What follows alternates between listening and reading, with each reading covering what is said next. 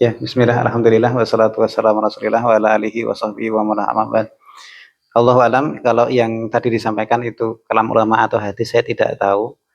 Yang saya tahu dari satu sejarah atau kisah, kisah itu berkenaan dengan Umar bin Khattab yang eh, ada seorang anak yang mengadu kepada Umar bin Khattab, khalifah waktu itu, dan intinya anak itu apa? Mengadukan ayahnya, karena ayahnya itu tidak memberikan hak kependidikan dia sejak kecil. Maka kemudian Umar bin Khattab menegur si ayah itu karena si ayah itu melakukan satu bentuk dosa yang merupakan bentuk tidak memberikan hak kependidikan kepada anak-anaknya. Nah, itu yang saya ketahui. Maka nanti kan di akhirat kan semuanya kan bersaksi. Jadi kalau itu dikatakan kalau anaknya tidak berjilbab atau tidak menutup aurat karena kemudian terus ayahnya itu menanggung dosanya, bisa iya bisa tidak. Kapan iya? Kalau ayahnya tidak mendidiknya untuk menutup aurat, itu iya. Artinya dia dosa bukan karena tidak menutup aurat itu anaknya, tetapi dia tidak mendidik anaknya untuk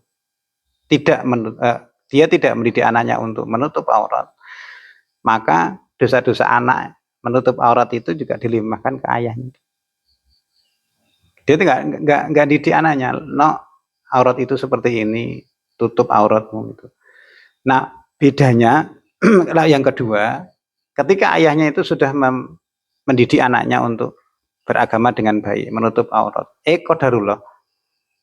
Setelah balik, itu anaknya itu ora gelem dikandani. Ngayal.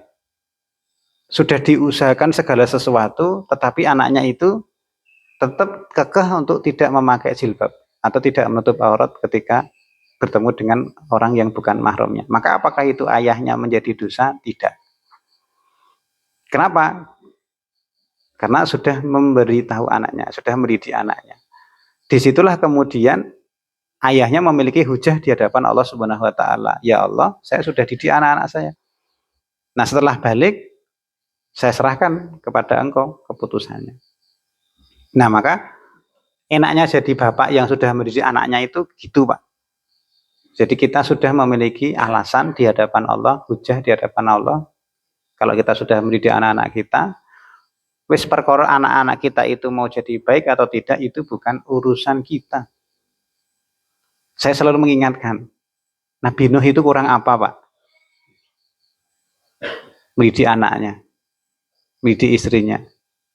Tetapi Allah tetap menyebut Nabi Nuh sebagai Rasul Ulul Azmi. Apakah kemudian Nabi Nuh itu menjadi ayah yang gagal? Enggak. Tapi anaknya gagal. Iya, karena masih dalam barisan orang-orang kafir. Ringan mana menjadi anak kafir dan menjadi anak yang membuka auratnya, menjadi anak orang kafir atau menjadi orang kafir. Ya, itu pun tidak kemudian menjadikan Nabi Nuh itu menjadi sosok yang lalu tidak diteladani. Nah, maka yang penting, Pak, bagi kita orang tua itu sudah usaha atau belum dalam hal itu. Usaha itu termasuk segala sesuatunya, misalkan kita ngaji. Itu juga usaha dalam mendidik anak, Pak. Kita memberi teladan kepada anak-anak kita, itu merupakan bagian dari usaha mendidik anak. Gitu, Ustadz, yang bisa saya sampaikan sebagai jawaban. Wallahu ta'ala alam.